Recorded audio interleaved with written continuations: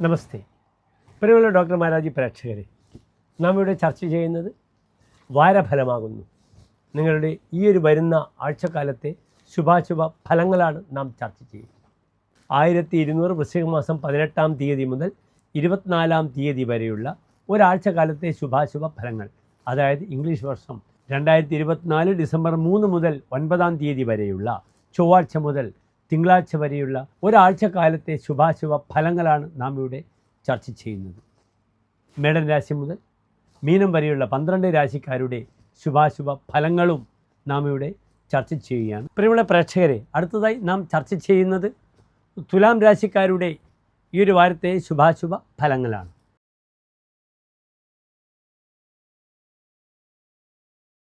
തുലാം രാശി എന്നാൽ നിങ്ങൾക്കിന്ന് വളരെ പരിചിതമായി കഴിഞ്ഞു. ചിത്ര നക്ഷത്രത്തിൻ്റെ അവസാനത്തെ 30 നാഴിക, ചോതി വിശാഖ നക്ഷത്രത്തിൻ്റെ ആദ്യത്തെ 45 നാഴിക വരുന്ന 2 നക്ഷത്ര സമൂഹം.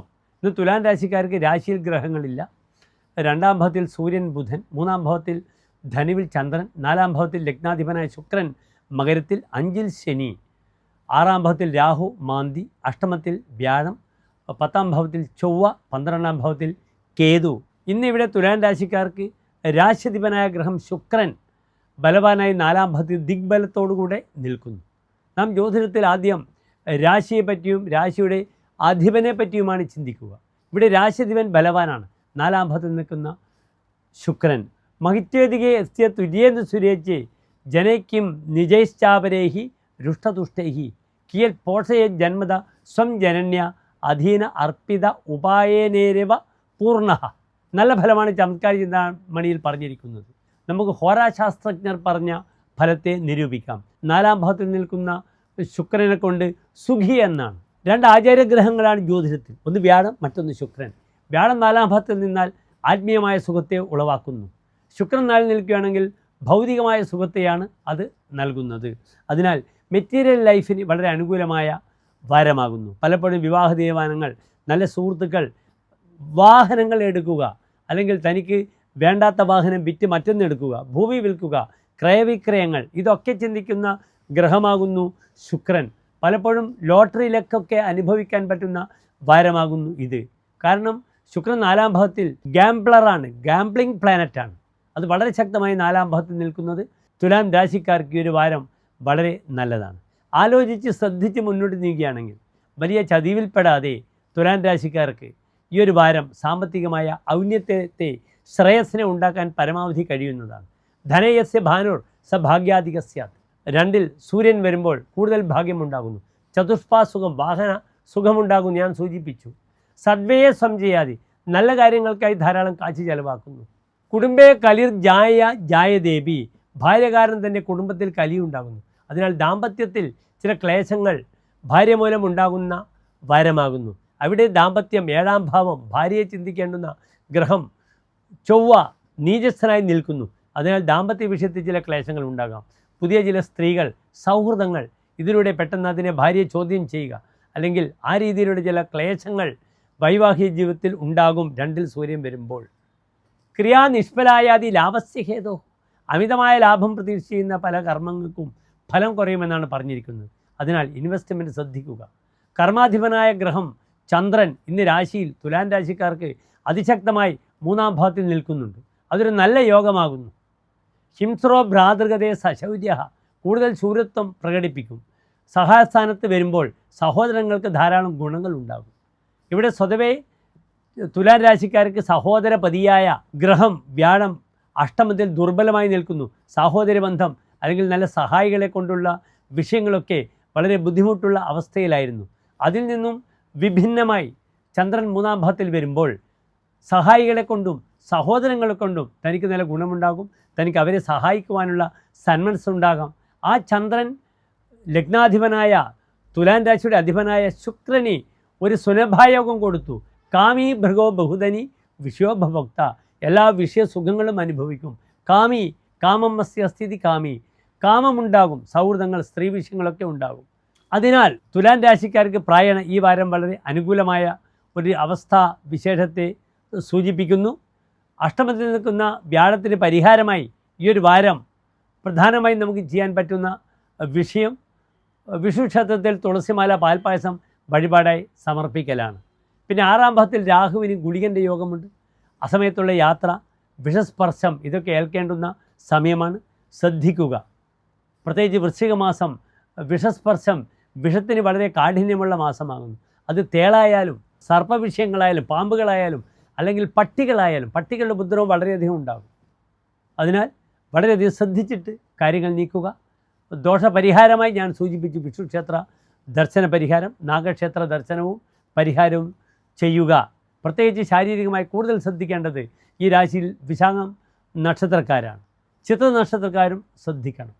എല്ലാ പ്രിയപ്പെട്ട തുലാം രാശി പ്രേക്ഷകർക്കും ഒരു ശോഭനമായ നല്ലൊരു വാരത്തെ കാക്ഷിക്കുന്നു, പ്രാർത്ഥിക്കുന്നു. അടുത്തതായി നാം ചർച്ച ചെയ്യുന്നത് വൃശ്ചികൻ രാശിക്കാരുടെ ഈ ഒരു വാരത്തെ ശുഭാശുഭ ഫലങ്ങളാണ്.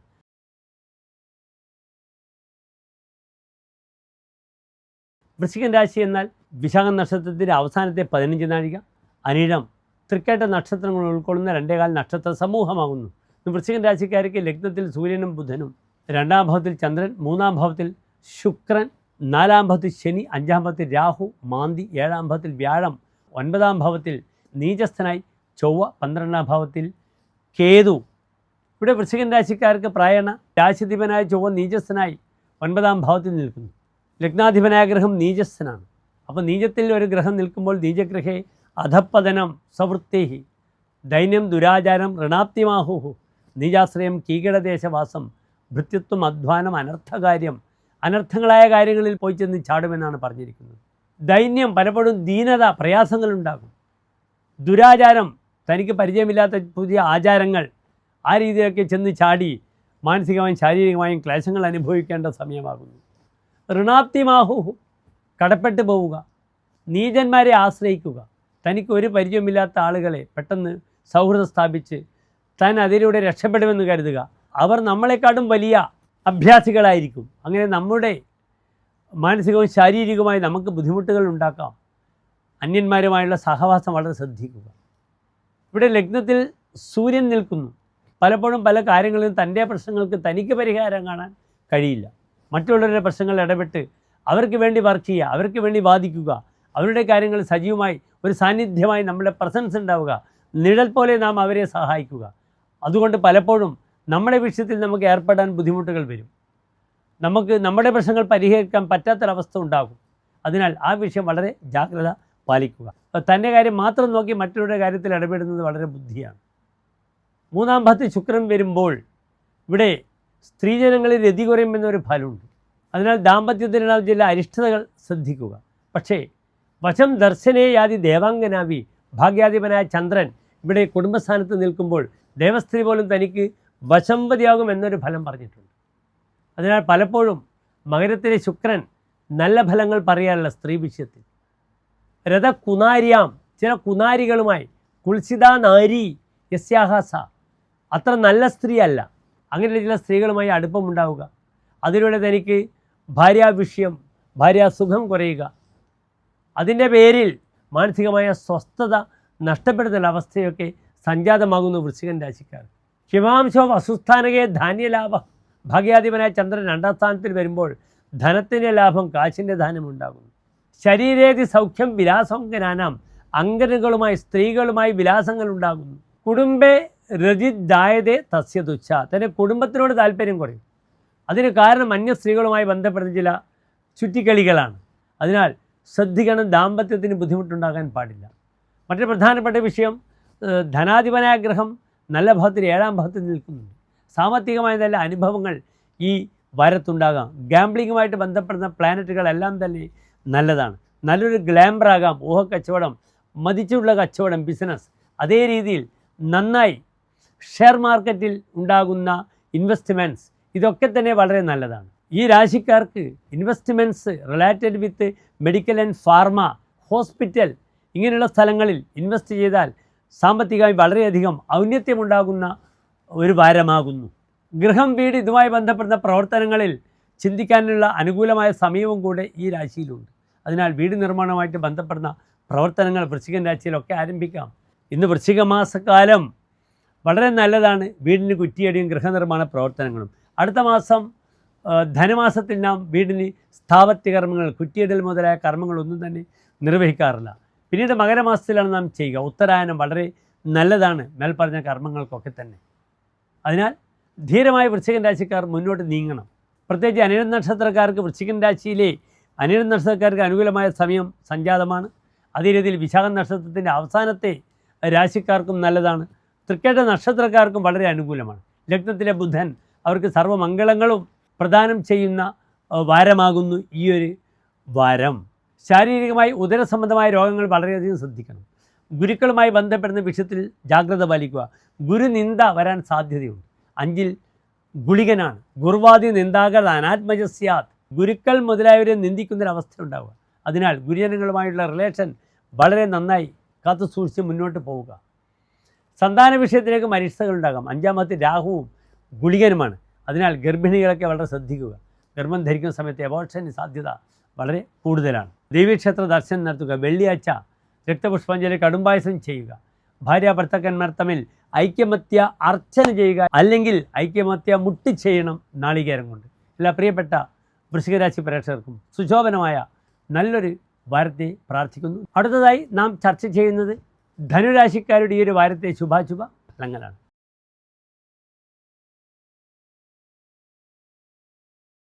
മൂലം, പൂരാടം, ഉത്രാടം നക്ഷത്രത്തിൻ്റെ ആദ്യത്തെ 15 നാഴിക വരുന്ന 2 നക്ഷത്ര സമൂഹമാകുന്നു. ഇവിടെ ധനുരാശിക്കാർക്ക് രാശിയിൽ ചന്ദ്രൻ, 2ാം ഭാവത്തിൽ ശുക്രൻ, 3ാം ഭാവത്തിൽ ശനി, 4ാം ഭാവത്തിൽ രാഹു മാന്തി, 6ാം ഭാവത്തിൽ വ്യാഴം, അഷ്ടമത്തിൽ ചൊവ്വ, 10ാം ഭാവത്തിൽ കേതു, 12ാം ഭാവത്തിൽ സൂര്യൻ, ബുധൻ. ആദ്യമായി രാശിയെപ്പറ്റി ചിന്തിക്കുമ്പോൾ ആ രാശിയുടെ ബലത്തെപ്പറ്റിയാണ് നാം ആദ്യം ചർച്ച ചെയ്യേണ്ടത്. ഇവിടെ രാശിധിപനായ വ്യാഴം ദുർബലമായി ശത്രുസ്ഥാനത്ത് 6ാം ഭാവത്തിൽ നിൽക്കുന്നത് അത്ര ഗുണമല്ല. മറ്റൊരു പ്രധാനപ്പെട്ട വിഷയം, അഷ്ടമാധിപനായ ഗ്രഹം ചന്ദ്രൻ ധനുരാശിയിൽ നിൽക്കുന്നു. അതും നല്ലതല്ല. വിധുർഗോ കുളിരാജകസൻ വപുസ്തോ ധനാധ്യക്ഷം ആനന്ദ ലാവണ്യപൂർണം വിധത്തേതമം ക്ഷീണദേഹം ദരിദ്രം ജഡം ശ്രോത്രഹീനം നരം ശേഷലഗ്നേ. ചന്ദ്രൻ തൻ്റെ ഉച്ചരാശിയായ ഇടവത്തിലും തൻ്റെ സുഹൃത്തുരാശിയായ മേടത്തിലും അതേ രീതിയിൽ അപ്രകാരം തന്നെ സ്വന്തം ക്ഷേത്രമായ കർക്കിടകത്തിലും നിൽക്കുകയാണെങ്കിൽ ധനത്തിൻ്റെ അധ്യക്ഷസ്ഥാനത്ത് എത്തുന്നു, ലാവണ്യപൂർണ്ണമായി ജീവിക്കുന്നു എന്ന നല്ല ഫലം പറഞ്ഞിരിക്കുന്നു. ചന്ദ്രൻ നിൽക്കുന്നത് ധനുരാശിയിലാണ്. അത് അഷ്ടമാധിപനായ ഗ്രഹമാണ്. ധനുരാശിയുടെ ഏറ്റവും ദുർബലമായ 8ാം ഭാവം, മരണം പോലും ചിന്തിക്കേണ്ടുന്ന ഗ്രഹമായ ചന്ദ്രൻ നിൽക്കുന്നത് ധനു രാശിയിലാണ്. അതിനാൽ ക്ഷീണദേഹം, ദരിദ്രം, ശാരീരികമായ ദേഹക്ഷീണങ്ങൾ ഉണ്ടാവുക, ജഡത്വം, ഒരു മൃതപ്രായമായൊരവസ്ഥ, ഒന്നിനും ഒരു ഉന്മേഷമുണ്ടാകില്ല. സ്വതവേ ചന്ദ്രൻ ദുർബലമായി വന്നാൽ ഉറക്ക്, ആലസ്യം, മടി, കഫത്തിൻ്റെ ഉപദ്രവങ്ങൾ, ഇതൊക്കെ കൊണ്ട് ബുദ്ധിമുട്ടിപ്പിക്കുന്ന ശാരീരികമായൊരവസ്ഥ ഉണ്ടാകും. ഒന്നിനും ഒരു ഉന്മേഷം വരില്ല. ഈ ഒരു രാശിക്കാലം വളരെ ശ്രദ്ധിക്കുക. ഇവിടെ ചന്ദ്രൻ്റെ 2ൽ യോഗകാരകനായി ശുക്രൻ സുനഭായോഗം ചെയ്ത് നിൽക്കുന്നു. കാമി ഭൃഗോ ബഹുധനി വിശ്വോപഭോക്ത. കാമി, കാമമുണ്ടാകുന്നു, ധനമുണ്ടാകുന്നു. വിഷയോപഭോക്ത, എല്ലാ വിഷയസുഖങ്ങളും ഭൗതികമായ സുഖങ്ങളും അനുഭവിക്കാൻ ഈ ചന്ദ്രൻ്റെ 2ൽ നിൽക്കുന്ന ശുക്രൻ ധനുരാശിക്കാരെ സഹായിക്കുന്നതാണ്. സ്വതവേ ധനുരാശിക്കാർക്ക് ധനാധിപനായ ശനി വളരെ ബലവാനായി 3ാം ഭാവത്തിൽ നിൽക്കുന്നു. ഇളയ സഹോദരങ്ങൾക്ക് ബുദ്ധിമുട്ടാണ്. ഇവിടെ ശനി സഹോദര കാരകനാണ്. അഗ്രജാതം രവിർഹന്തി പൃഷ്ടേജാതം ശനേശ്വര അഗ്രജം പൃഷ്ടജം ഹന്തി സഹജസ്തോ ധരാസുത. 3ാം ഭാവത്തിൽ പാവഗ്രഹങ്ങൾ വന്നാൽ, സൂര്യൻ വന്നാൽ മൂത്ത സഹോദരങ്ങൾക്കും പിതാവിനും ദോഷമാണ്. ശനി വരികയാണെങ്കിൽ ഇളയ സഹോദരങ്ങൾക്ക് വളരെയധികം ദോഷമാണ്. 3ൽ ചൊവ്വ വരികയാണെങ്കിൽ ആ ചൊവ്വ മൂത്ത സഹോദരങ്ങളെയും ഇളയ സഹോദരങ്ങൾക്കും നാശമുണ്ടാക്കുമെന്ന് ഫലം പറഞ്ഞിരിക്കുന്നു. പക്ഷേ ഇവിടെ സാമ്പത്തികമായി നല്ലൊരു വഴി കാണപ്പെടുന്നു. ധനപരമായ വിഷയത്തിൽ അനുകൂലമായ മാറ്റങ്ങളുടെ സമയമാകുന്നു. അതിനാൽ ധനവിഷയത്തിൽ വളരെയധികം ശ്രദ്ധിച്ച് കരുക്കൾ നീക്കുക. കർമാധിപനായ ബുധൻ 12ൽ നിൽക്കുന്നു. അത് ഭാഗ്യാധിപനായ സൂര്യനോട് കൂടിയാണ്. പതിതസ്തുരിപ്പേ, സാമ്പത്തികമായ വിഷയത്തിൽ, ജോലിപരമായ വിഷയത്തിൽ ഭാഗ്യം കൈവിട്ടു പോവുക, ഒരു വീഴ്ച വരും ധനുരാശിക്കാർക്ക്. ഇന്ന് 12 രാശികളിലും ധനുരാശിക്കാർക്ക് പ്രായണ ആ വ്യാഴത്തിൻ്റെ 6ാം ഭാവസ്ഥിതി. മറ്റൊരു പ്രധാന ഗ്രഹമായ ബുധൻ നിൽക്കുന്നത് 12ാം ഭാവത്തിൽ ദുർബലമായി നിൽക്കുന്നു. സൂര്യനും 12ാം ഭാവത്തിൽ നിൽക്കുന്നു. ആരോഗ്യസ്ഥിതി ചിന്തിക്കേണ്ടുന്ന ഗ്രഹം ചന്ദ്രൻ രാശിയിൽ നിൽക്കുന്നു. അതിനാൽ ശാരീരികമായ അവസ്ഥ അത്ര ഗുണമല്ല, മാനസികമായ അവസ്ഥയും അത്ര ഗുണമല്ല. വളരെ ഇറിറ്റേറ്റഡ് ആവും. രേഖാപരമായ വിഷയത്തിൽ ചതികൾ വരുന്നുണ്ട്. പൂർവമായ സ്വത്തിൻ്റെ വിഷയത്തിൽ ആരെങ്കിലും തട്ടിയെടുക്കുക, അങ്ങനെ ഭൂമി ലഭിക്കാതെ നമുക്ക് കഷ്ടനഷ്ടങ്ങൾ വരും. ധനുരാശിക്കാർക്ക് മാത്രം പറഞ്ഞൊരു പ്രത്യേകതയുണ്ട്. പിതൃധനി, അച്ഛൻ്റെ ധനം ലഭിക്കുമെന്നാണ് ഫലം പറഞ്ഞിരിക്കുന്നത്. ഇവിടെ അച്ഛൻ്റെ ധനം ലഭിക്കുകയല്ലേ ചെയ്യുക. അച്ഛൻ്റെ ധനവുമായി ബന്ധപ്പെടുന്ന വിഷയത്തിൽ ഒസ്യത്വ സംബന്ധമായ തർക്കങ്ങൾ ഉണ്ടാവുക, അച്ഛൻ നമ്മളെ ശത്രുക്കളായി മാറുക, അച്ഛൻ നമ്മളെടുത്ത് താമസം മാറി മറ്റസ്ഥലത്തേക്ക് പോവുക. അത് നിങ്ങൾ ഈ മാസം, പ്രത്യേകിച്ച് വൃശ്ചിക മാസം 30-ാം തീയതി വരെ, അതായത് ഡിസംബർ മാസം 16-ാം തീയതി വരെ വളരെയധികം ശ്രദ്ധിക്കണം. അച്ഛൻ്റെ ആരോഗ്യ വിഷയം, അനാരോഗ്യം അച്ഛനെ ബാധിക്കുന്നുണ്ടെങ്കിൽ അച്ഛൻ്റെ പേരിൽ മൃത്യുഞ്ജയ ഹോമം നിർബന്ധമായും നിങ്ങൾ ചെയ്യേണ്ടതാണ്. നമ്മുടെ കർമ്മസംബന്ധമായ ബുദ്ധിമുട്ടുകൾ മാറാൻ ലക്ഷ്മി നരസിംഹസ്വാമി ക്ഷേത്രത്തിൽ പാനകം, തുളസിമാല, ഭാഗ്യസൂക്താച്ഛനെ വഴിപാടായി ചെയ്യുക. ഇവിടെ ധനുരാശിക്കാർക്ക് ബുധൻ 7-ാം ഭാവാധിപനാണ്, ദാമ്പത്യമാകുന്നു. അതിനാൽ ഭാര്യ ഭർത്താക്കന്മാരുടെ ആ നല്ല കൂടിച്ചേരലിന് വേണ്ടി ഐക്യമത്യ പുഷ്പാഞ്ജലി ചെയ്യണം ലക്ഷ്മി നരസിംഹസ്വാമി ക്ഷേത്രത്തിൽ. അതും വളരെ നല്ല ഒരു ഒറ്റമൂലിയായ പരിഹാരമാകുന്നു പ്രിയപ്പെട്ടവർ. ഏതായാലും സാമ്പത്തിക സ്രോതസ്സ് തുറക്കുന്നൊരവസ്ഥ വരിക, സഹോദരങ്ങളുടെ വിഷയത്തിലും നന്മകൾ ഉണ്ടാവുക, സന്താന വിഷയത്തിലാണ് ഏറ്റവും അനിഷ്ടത വരിക. ഇവിടെ ധനുരാശിക്കാർക്ക് സന്താനപതി 5-ാം ഭാവാധിപനായ ശനി അങ്ങേറ്റം നീചസ്ഥനായി അഷ്ടമത്തിൽ നിൽക്കുന്നു. അതിനാൽ സൗഹൃദങ്ങളെ വളരെയധികം ശ്രദ്ധിക്കണം. താൻ സൽക്കരിച്ച സുഹൃത്ത് പോലും തൻ്റെ ശത്രുവാകും. മറ്റൊരു പ്രധാനപ്പെട്ട വിഷയം, ഭാര്യമാർ ഗർഭിണികളാകുമ്പോൾ വളരെ ശ്രദ്ധിക്കണം, അബോർഷൻ വരും.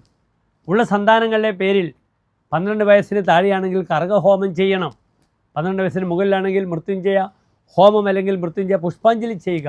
ധനുരാശിക്കാർ തങ്ങളുടെ സന്താന വിഷയത്തിലായാലും തങ്ങളുടെ പൈതൃകമായ പാരമ്പര്യം അച്ഛൻ്റെ വിഷയത്തിലായാലും എല്ലാ പ്രിയപ്പെട്ട ധനുരാശി പ്രേക്ഷകർക്കും സുശോഭനമായ ഒരു വാരത്തെ പ്രാർത്ഥിക്കുന്നു. നന്ദി, നമസ്കാരം.